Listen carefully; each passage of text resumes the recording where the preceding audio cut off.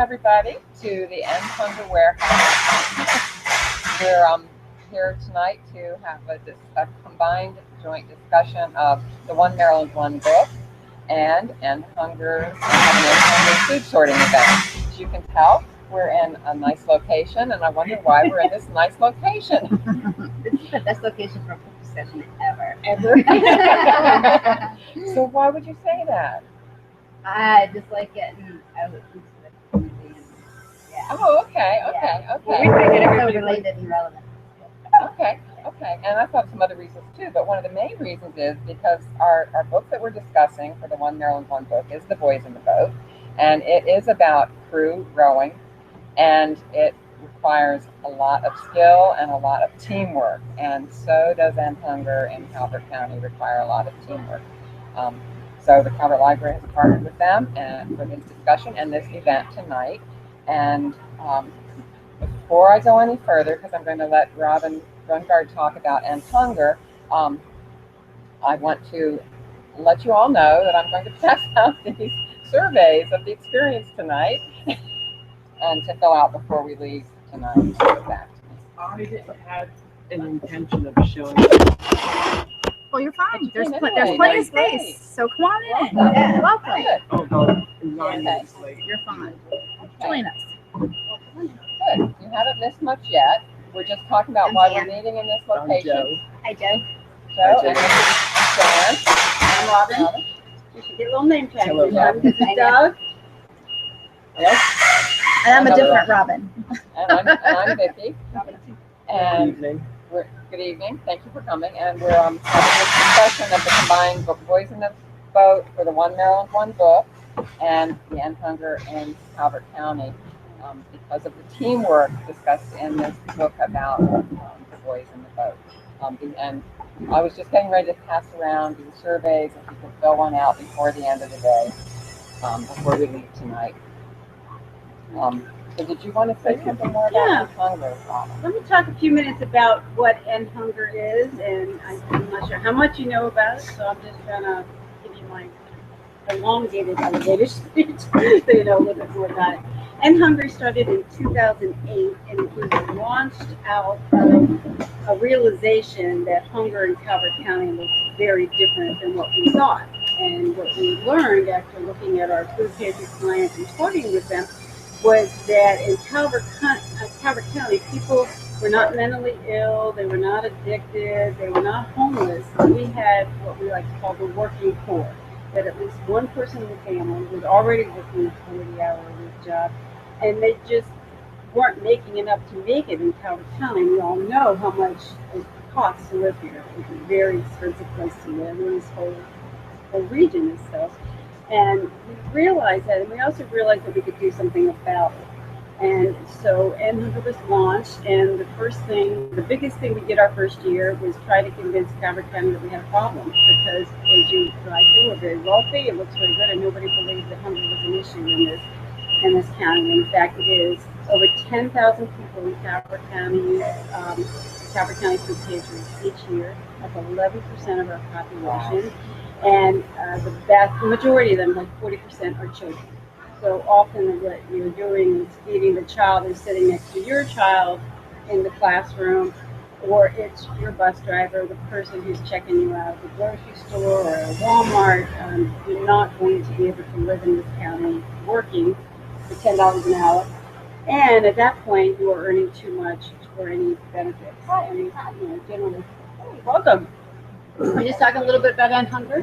Yes, I am. So that's how we got started, and our primary mission is to help move people from dependency to self-sufficiency. So the very first thing that we do is our workforce development program, and right now our premier program is Culinary Training School, which is completely free to the student, and I'm going to give you this brochure, pass these around. We have a new class getting ready to start in November, and there's a new information session coming up.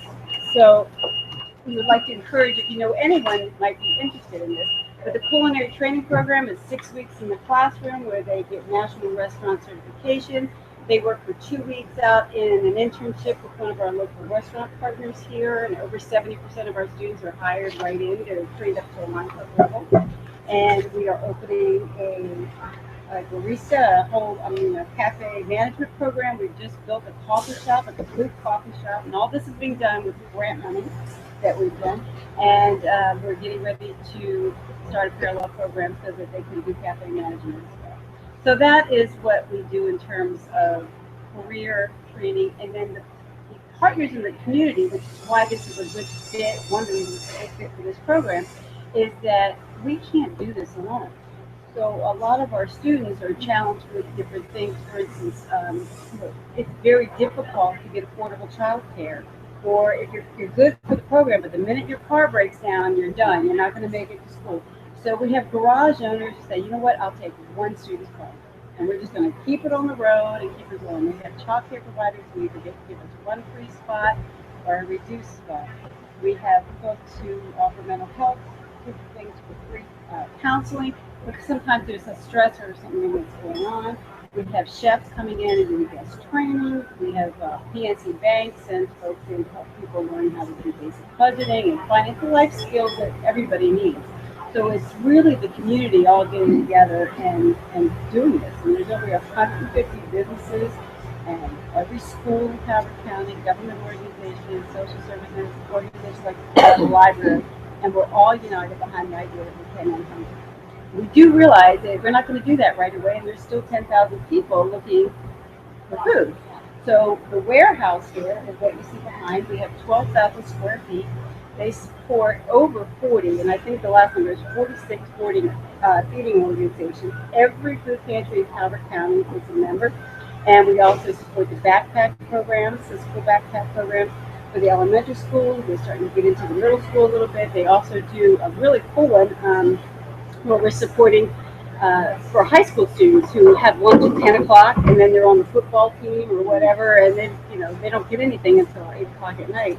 So they're getting an interim meal that we're supporting for some low-income students to do that. So this warehouse is key to that. This warehouse, we are able to work with Maryland Food Bank, where those organizations would not be eligible to access that food.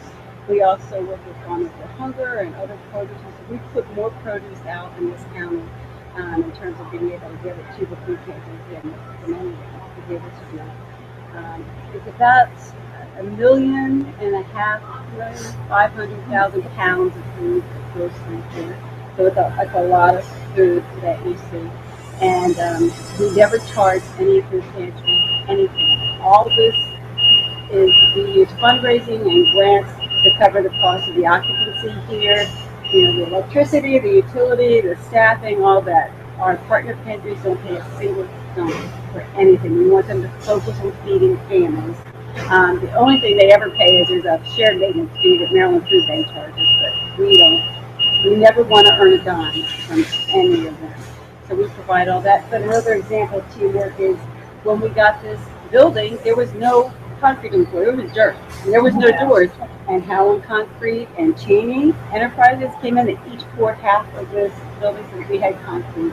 So those are just examples of how just people doing what they're already doing. You don't have to do crazy things. Just do what you're already doing and do it well. And together we can make a difference. So that's the teamwork part that gets us back to where we're going. Back to the And I'm going to look at that link while you finish Okay, up, okay? okay, and I want to say, so the way this evening is going to be formatted is we talked a little bit about the organizations, the One Maryland, One Book, I don't think I said too much about, which is where this title came from. It's in its 8th year. It remains Maryland's only statewide community reading program and brings together diverse people and communities across the state. It partners, the Maryland Humanities Council partners with public libraries, high schools, colleges, universities, museums, bookstores, correctional facilities, and other organizations to bring book-centered discussions and other related events to communities across Maryland. Some other events that are coming up in the public library is related to the Boys in the Boat. The guided canoe trip and book discussion is coming up on Sunday, October 11th. And if you think you're interested, I've got 4 of these that I brought with me. If you want one, take one. and pass them around if you're interested in that. There are also other Boys in the Boat events coming up on October 21st. The other two have passed. Both Fairview and the Southern Branch of the Library are having this discussion again, so you can pass it around, let people know if you want about that. I'll take one of those. Okay, good, good. And I'm going to put a little plug in for the Check Out Your Community, because the more organizations that are in our community that we're involved in, that can get involved together. Calvert Library has partnered with with many organizations in Calvert County to provide discounted and or free passes to various public organizations like the Marine Museum, the water park, things like that. All you do is go to the Calvert Library website, click on the Check Out Your Community icon, and you can get a calendar of what passes are available to what venues in the county. You can reserve a pass, print it out, or come to the library and print it out. So feel free to take one of these and check that out. Is there anything Is that annual or is that only during summer? throughout the year? I didn't know that. There are a lot of the partners that only have summer things, Yeah. summer specials, but there are other ones that are throughout the year too. So Is there anything else you wanted to mention, Robin, about upcoming events? those are the big ones that were related. But Okay. there's still space on the canoe trip. So I use this all the time. Oh, Good. so Outstanding. I'm a huge fan, and someone was in the library who told me about it. I mentioned it to someone, and it was like, oh my goodness, because there are so many different activities for everyone. Yeah. And you can take 4 classes in a month, so it's really nice to explore. Right, what the county has to offer. Yes, thank you. Very good. we love it when customers advertise for it. Yeah. And the way we're going to be structured tonight is that we'll do a little book discussion first, which is what's coming up now. I'll talk a little bit about the book and we'll have some discussion. We're going to show a video clip to introduce that, and then we'll turn it over to Robin, and we're going to learn about teamwork and reporting food for the Unhunger. this is a working warehouse, as you can tell, and here. So hopefully you're going to be able to hear this. So I'm going to open it up as soon as I can. I'll get it to the big screen. I've seen it. We had this working where the sound was great. We're not getting sounds in. Oh, now it's muted. There you go. That's muted. It's There you go. unmuted. It's not playing. I'll push the play on the corner here. Yeah, there you go.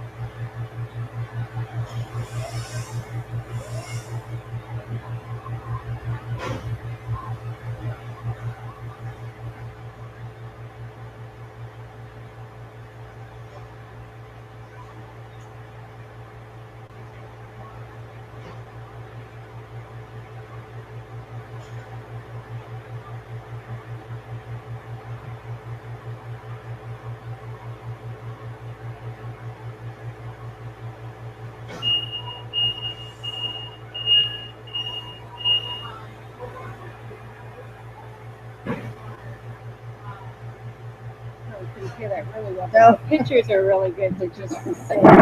The idea being these were boys from just normal, they weren't wealthy, they weren't famous, they weren't wealthy, they weren't advantaged in any way, and they became the world champions. And it really showed up Hitler at the time, which was a side benefit. Let me pass these around if you want one to either use here or to keep, that's fine. It has a little bit of background about this. I've got my copy. I didn't just pass off the one that I was. The one with your notes. One with my notes in it. Let's These see. have Oh, notes in It it, has notes in it. You have to give it back. underlined. No notes here.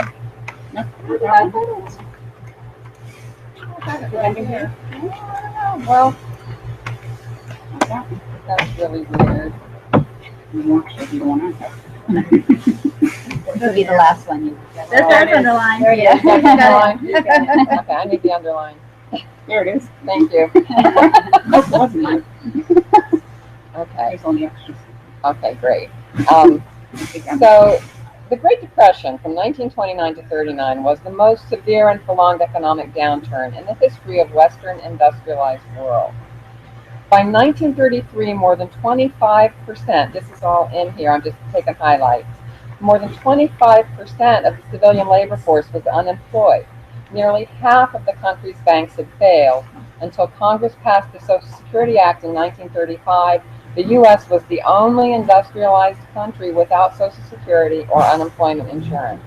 Approximately 15 million wage earners were without a job and without any support. Then in 1933, Nazi Party leader Adolf Hitler became the Chancellor of Germany.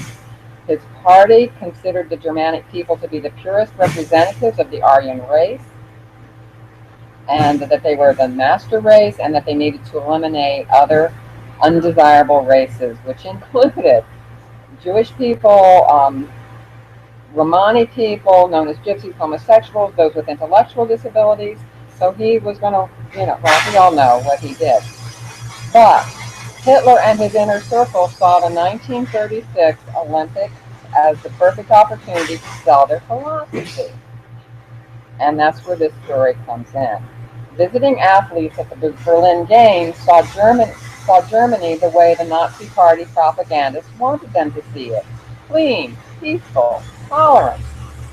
Some of them actually in the book, it said someplace, some of the people wanted, well, why don't we bring them over here to organize America the way they're organized? They fooled us that much. Anti-Jewish signs had been temporarily removed, police roundups of undesirables were covered up, and anti-homosexuality laws were temporarily laxed. Most Olympic participants and tourists would not realize what the Nazi Party had covered up until years later. So that was the background that these boys were doing their training during. And what they did really showed up the Germans at the time.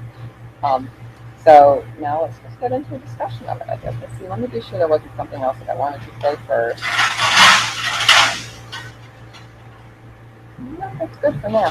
How many of you know that we do have a rowing team in Maryland? I wasn't aware. Well, no, maybe I was. Is that the college down St. Mary's City? Yes.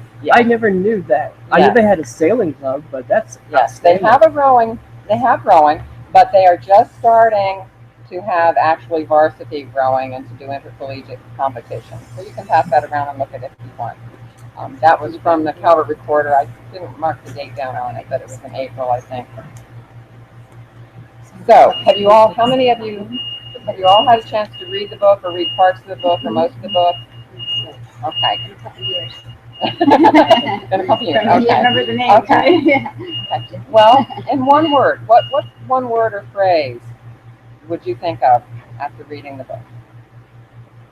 Probably perseverance. Perseverance?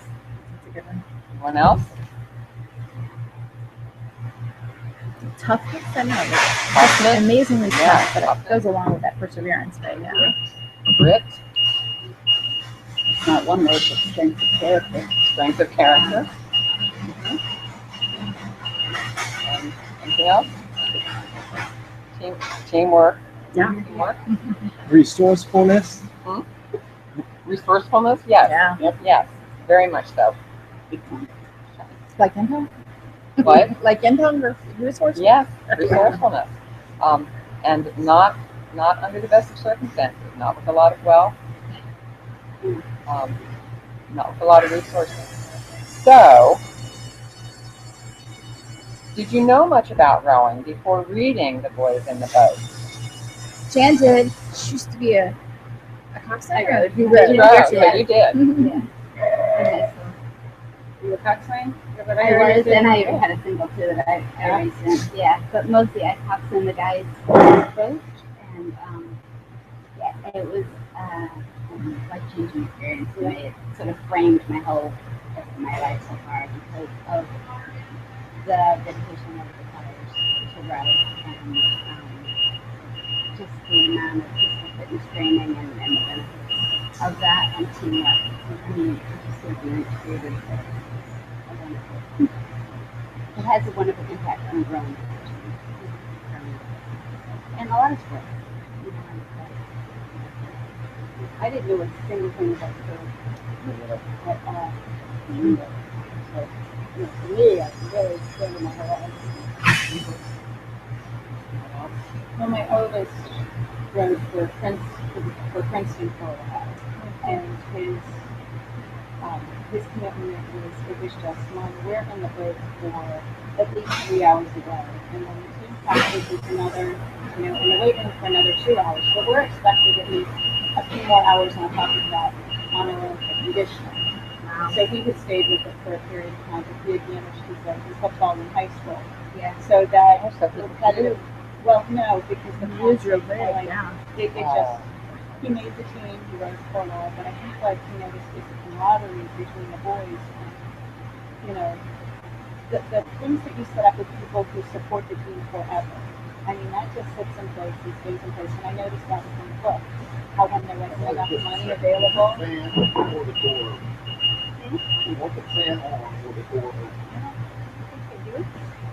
Everybody comfortable? Oh yeah, I'm good. You're okay. Okay. But I really liked that in the book when they found out there wasn't enough money for the players. How everyone went out to raise money for the athletes. Yeah. So I thought that was really And so fast too. The one when they ended up being on. I mean, it was practically a way to say, yeah, you might have won, but you don't really get to go because you don't know. Yeah, I You're- was shocked that they had to pay their own way. I'm Yeah. thinking, because I don't think that happens now. Everything's sponsored. There's a corporation that's going to pay your way But for I guess you everything. have to get the sponsors though, right? Yeah, but now, I mean, you know, it's Yeah. an organized thing. Yeah. At my high school, we weren't recognized as a varsity sport, and we were sort of poo-pooed as rookies because a lot of kids who went out for crew weren't your ordinary athlete. They were kids just looking for an opportunity that might not be able to make the football team or another team. And so we were ridiculed a little bit, and we had no money, nothing. And we used to run 3 miles down to the boathouse, and our boats were in the woods. We hammered wood into the trees to hang our shells on, and our dock was homemade, and we rode on this little dinky river that, I mean, barely you could put 2 boats side by side on, that was about this deep. Oh my gosh. And we raised money for all of our boats on our own by raking leaves. Every day after school when we weren't rowing, we would go rake through those leaves. And then we would sell grinders with the subs. Yeah. It was up in New England, we call them grinders. Mhm. For Super Bowl Sunday, and we just raised money until finally we had enough money to fund a boathouse, and we built our own boathouse and we were able to get the shells out of the weather. So it's just like that kind of sport that if you're so dedicated to it, you would basically give your whole waking hours to it. Yeah, It belonged to you and you belong to it. yeah. Kind of. Yeah. You have to be really all in, or you're not going to make it in that sport. There isn't any room for anything in the middle. Right. Right. It's so physically demanding. Yeah. And in all kinds of weather. Right. Oh, we They were were out in the there in snow. the wind Yeah. and Oh the my God, rain yeah. and the snow and the. We call it snow day because it might get a half an inch, and they're out there on this frozen winter and Washington. Yeah. Right. Those guys are amazing. Right. And What then I thought was impressive is it was when so many boys went out in the beginning of the book. you know, but the ones that stayed were the ones who were accustomed to hard work or accustomed to difficult times. Yeah. It wasn't the ones who had the money who were, you know, more maybe, yes, every sport is demanding, but not that level. But the ones who stayed and came back and actually, you know, and spent so much of their summers working so hard just to be able to come back. They had what it took. They did. And I think that's what made the book so much better, because if something's just given to you, it's never appreciated in the same way. And they work for it so hard, you know, and page after page, I'm just rooting for these boys. Yeah. It's a big story just that they got themselves into college and stayed there. Forget Yeah. everything else they did on top of it. Yeah. Just getting the school. Did it seem? It's sort of on that same note. Did it seem like they were a different kind of human being than we have today? And you talked about strength of character, and I'm like, was character different then? What do you think? I don't know. I don't think so. I think you still find the same people who will work very hard, who will roll up their sleeves, who when they want something. I just think so many things in life are easier that people become accustomed to easier. You know, and I have teenagers and they're, well, not in the area, but they're quite used to working. And we were quite used to walking, you know, in your grandparents' time where everybody walked to the bus. Well, we were a mile from the closest bus stop. So they were used to, it is what it is. But for most people, if it's more than 15 minutes, that's difficult. But I think there's still very many people who work just as hard. It may not just come out in the same light, but there's just as many. So there also are more nets now than there used to be. Can you imagine what would happen to parents who would have left their son and taken the rest of the children with them and basically abandoned him to his own resources, which is what happened to Joe? And I mean, what would happen now? Yeah, they'd be in jail. Right. Oh, yeah. But my So- partner and I too. Oh, yeah. But when was it that he was sick? I can't remember. It was really young. It was like not like he was 15. The first time he was 6 when they were in the woods, it was the access, whatever, lumber yard. Yeah. The second time when they completely abandoned him, since he was a teenager, but not But an old still. teenager, like Yeah, 13 it or was like 14. sick. He was Yeah. sleeping in the place near the woods. Yeah, because they won't imagine. So, Yeah. And that was pretty harsh, but now these days I feel like we're not doing our children any favors by making things easier for them. Yeah. Stuff. I know. Because it's a real skill to learn how to overcome and persevere, and it's a muscle that you have to exercise. And if you never exercise it in life, then when you have a problem, and you will, you don't know how. You know, and I do a lot of I'm a mental health counselor as well, and one of the questions I like to ask people is, can you tell me about something you're really proud about? And without fail, it's always when they've overcome something. It's never something that they were given or they came in and do it. It's really hard to get to. You know, I think that's just part of our human nature. We need something to strive for in order to grow. Do you see people striving? I mean, I don't mean to say that you're wishful thinking, but I do wonder if, do you see people striving as hard as we tell people in the book?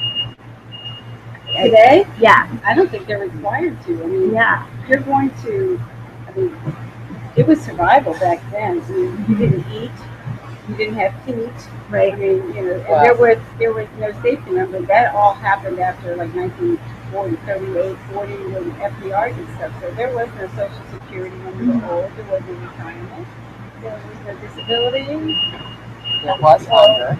Yeah, there I was mean, that was the hunger. depths of the Great Depression. Nobody had anything. Right. Yep, it was a great equalizer. Yeah. Well, I know my father was born in the Great Depression, served in World War II, and he told me the story when he was very young that they had gone on, of course, you went home at that time for lunch, you know, and his lunch, he was on a 12, his parents would just come, you know, so, and all they would have for lunch were onions, of course, what they grew in the yard, and he ate his onions very quickly. But they were going somewhere, and someone could see his shoes that were full of holes, and they tended to put paper and whatnot in their shoes. And someone had offered him a dime or a nickel or something for a new pair of shoes, and he was so embarrassed that someone who did that he needed that.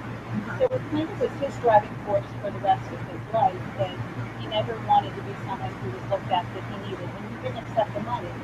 You know, he's like, my shoes are fine. But no, I think, you know, it changes a person when you have something that hard that you go through. And I think people still have that. Overall, I think there's a different baseline for people. That's what I think too. Yeah. But I do see, and it's reassuring to see some of the teams who are working so hard in whatever they do know to do, whatever they are, whatever organizations they're working with that are energetic and they put their time and they put their devotion into it. But it's not like Maslow's hierarchy of needs kind of. They're already up here with what they have. Which is nice, but a shame in the same way. At the same time, right. Yeah. But I see you doing a lot of great stuff, so, you know, I think it's easy to just say, you know, kids aren't doing well. In fact, a lot of them are doing really great stuff, you know, and I'm hopeful, and that's good, because they're going to take care of us when we get really bad. I'm not even thinking just about youth. I mean, it's easy to say, oh, the youth don't have it as hard as, you know, but I think I just generally, like, I know I don't have it as hard as my grandfather did, for instance, or I know, you know what I mean? Like, I don't know what I would do if I were plucked down in the Great Depression, and how would I? You know, would I cope? I'm not sure how much. Maybe, or would I give up? I don't know. Yeah, our parents' generation wanted to give us a better world, and they did. It's like each generation starts at a higher level of But having. that's not going to be true in the next generation. No. And so what's going to happen? So there's skill sets that also don't get Hard. so for instance, you know, one of the things we teach at food pantry is what the heck do you do with a bag of beans, because nobody knows how to cook a bag of beans. You know, well, what to do with that? It's a lot of, we can all talk about our grandparents who make a meal out of nothing, you know, and you got very good about using all your food, and it's just the different thing, which a lot of folks don't even cook, no less figure out how to really manage and stretch food. I remember my grandmother used to look in her fridge, and there'd be like this little piece of potato. And, oh, don't throw that out. I was going to eat that. But even like, I'm thinking about, you know, and my grandmother would say, ugh, I need to go out and see what I can find. And like, seriously, she would go into the woods and pick mushrooms. She would pull purslane out of the yard. Dandelions. Exactly. And make food out of it. I was like, wow. You know? So, I always say, don't eat the mushrooms. They might be poison. She had a book. Right. I know. Trusted her book. Yeah. She knew, but she knew. She was experienced, and she knew. So, there's a lot of that. Okay.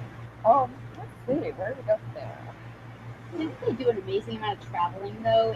I mean, you think that was the 1930s, and travel was so difficult, and they went all the way to New York on the train for a race, and up and down the West Coast. That I thought was pretty impressive. Yeah. To do that. Train transportation was relatively new in that era. I think I know they had got it from the west to the east coast, but I think the east coast was more, what's the right word for it? It had more track than anything heading out to like Washington State and whatnot. Yeah. Up and down the coast. Industrialized, that's what it was. Joe was born in 1914. Joe was born in 1914. And the bit that you were talking about was 1920. So that was 14, 15. Yeah. Okay. I'd like to know a little bit about the shell. Like, he talked about, I mean, the shell is practically a character in this book. Yeah. So, like, are shells like that now, or even, you know where They're not made out of wood any longer. Okay. And there's a couple very well-known Makers? companies. Pocock is one of them, and Hudson is another. And they're extremely expensive. Okay. They're carbon fiber, all the, most sophisticated equipment. And when they were wood, when I rode, they were, beautifully made, and we would polish them with lemon oil to make them really slick. Mm-hmm. But they're for eights. They're like 60 feet long, and they Extremely fragile. Yes. Yeah. That's just scary. Yeah. Well, you're right. The boat is like another character in the book, and the craftsmanship is also an example of the thing with strength of character personal character, Yeah. the character that she instilled in each one of those quotes. I mean, I love reading the beginning of each chapter when George you get his little quote, and very profound stuff in this. Yeah. He was the philosopher. He was. Growing up, University of Washington was always the school that we had way up here, Really? and I never knew why until Now, Oh. yeah. We have 5 more minutes for this discussion before we go on to the next part, Yeah, teamwork. and then we get to our teamwork. So this is great because I love it when a discussion just takes on. But we haven't really talked a lot about the parallel evolution of Joe and what he was learning while all the boat racing and so forth was going on. And you just said that. I thought about you because I love the fact that he never became bitter. You know, for everything that he came through, he just kept trying. And then the fact when his stepmother passed away, he did not even try. And Joyce had asked him, why aren't you angry? And he just said, you know, that he left at the doorstop. And I just needed to kind of be dependent on someone else when everyone else was letting down in his life for that final race. I was just really impressed with someone because you really don't do that. Most people 9 times out of 10 would become bitter or withdraw even farther. And for him to, you know, have been through that so many times in his life with people that he loved, and then say, oh wait, I can try this one more time. Which, you know, as good as the race in my mind. Because for him to achieve that, overcome that, I was just rooting for him through the whole thing. I know. And, Go ahead. well, I'm wondering about in the training before they had gotten a chance to go over to Berlin to compete in the finals. Did they make their own shell because they had the skill of logging, or did they already have the boats at the college? They already had him at the college in the book. And the fact that they got George, you know, Right, George. the smartest thing they ever did was give him free space to build boats because they got him and his knowledge and all his mentoring with that free space. So They still have to know something about the construction of boats. Didn't one of them get damaged while they were at the Olympics? Yeah. And they had to repair it? George was with them. Was George there? Okay, I forgot. And that's one of the 2 big companies. His company is Are his kids involved? Like, were they like? I believe so, Yeah. but don't quote me on that. Yeah, I think it's But still it's carries no the longer family Cedar. name, but I don't know. It's not the same fraction, but different. It's no longer the Cedar. It's very high tech now, and the riggers. I mean, that's a whole nother thing. I mean, the boat is one thing, but it's how you rig your boat. There's every person. The riggers are individualized for you and your style of rowing, and so those are also pretty. And that's why it's a money sport. How he treated all the competitors' boats with the exact same amount of pride. That he did not offer any kind of unfair advantage to one, but he wanted every boat to be its best. My question is, what made him like that? Was he just born that way, or was it what he went through that formed him and shaped him in his Well, didn't it say that resiliency his and father his had said, optimism? you know, with the building of the boats, his father had said that no one will, what was it? No one will ever ask how much you paid for a boat, but who made it. Yeah. So he wanted that quality to always reflect. Yeah. And then Joe had his transformation from being a strong loner to realizing he had to surrender that for the good of the whole team. But it was like a moment that the light bulb went on. That's so not how they write in shoes. You completely deny yourself for something bigger than you. You know, and to make that decision. I think every experience you've ever had in life is telling you now. It's interesting. I'm just reading a book about this shows making the mind or something like that. But basically, the idea is that kids are born as individuals, and we spend our whole lives learning how to be with people, like to be a team, to contribute to each other. I'm like, well, that's a different way of thinking of it. You know, you think about the mother-child bond, and then they've got to be independent. But in fact, it's kind of the opposite. You're like, we're learning to be with each other, learning to do more for each other, that kind of thing. Like I saw that in this book. I felt like Joe and was a good example of that. Well, we're at the quarter off now, and You guys finished up apple pie? yeah, and if you have, and while we're waiting for her, if you've got any more comments, or if you want to fill out the, I don't know, does this need to be filled out after the whole thing or after the discussion? I don't know. Let's wait till afterwards. Maybe there's something motivating from the event. Okay. Very good. So I'll ask y'all, folks that haven't come to book discussions before, like, how'd you hear about this one, and why did this one attract you? Oh, we're new, so I thought it's a nice way to kind of meet people within the community. And the book was really interesting. It was one of those where I picked up, and I loved that it was associated with the food bank. Yeah. So, I mean, it's nice to be able to go discuss a book, but actually to do something in the same way. Because I've always, from my parents and on, I've always been taught that whatever you receive, you pass back. So I thought, what a nice dual concept. Oh, good. Because that was what we'd hoped for. Good. I just love this book, and I was telling them it's so I would never pick it up on my own. And we now talked about, doing this partnership, and also the fact that N Hunger Month starts tomorrow. October it was, and that's it. October is N Hunger Month in Calvert County. So this is like a mini launch of that thing, and it's just, I am so glad somebody come to it. Glad you said yes. You know what? I can't imagine how many great books I missed. And I will make that as another plug for the One Maryland One book, because I have found that to be true of every one of them that I have read. There's something transformational about each of the titles. There is, and none of them would I have picked up.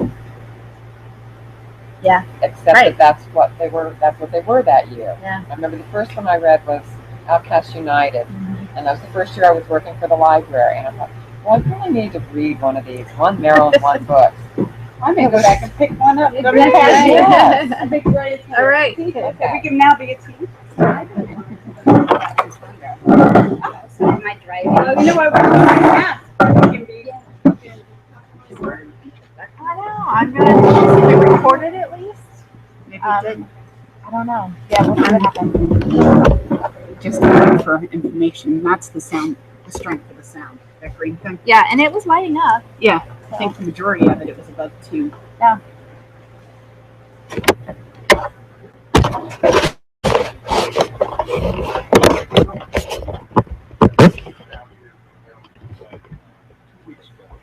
This is the food for one of the pantries. It's the largest pantry in the county.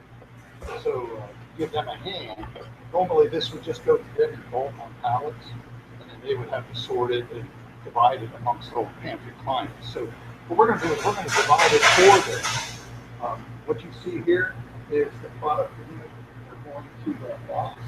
And what's in this box is a sample of how they are in the box itself.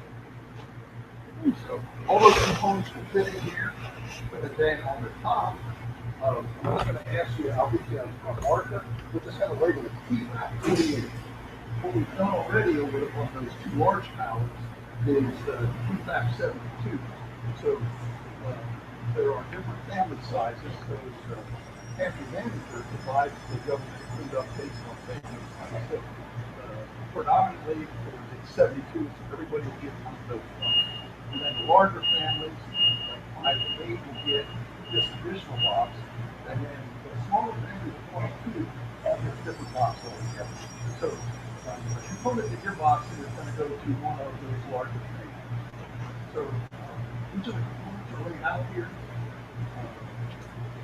What you see on this table, like here where it has 2 green beans, everything else will be a single item, with the exception of green beans, and those are down there in the brown can. So all the components laid here on this roll. This yellow box with the cookie or beans, the grape juice, you don't have to worry about because these don't. The next one. This is the pinto beans. Either one of these boxes, they look different. However, they are dimensionally the same. They're both 2 pounds. This is vegetable soup, cranberry sauce, breadcrumbs, And if you look at the list, you will not find these three components. What we found was, without those three components, that's what they were getting. That doesn't do much for them. You gotta round it out. So what we did was we found some other stuff that we could add to it that would fill the boxes out. These are the extras anyway that go on top. This is the expand what they were getting in the other book. Not all that much, is it? Yeah. So like I said, I'll leave that one set there. That'll show you how to read out.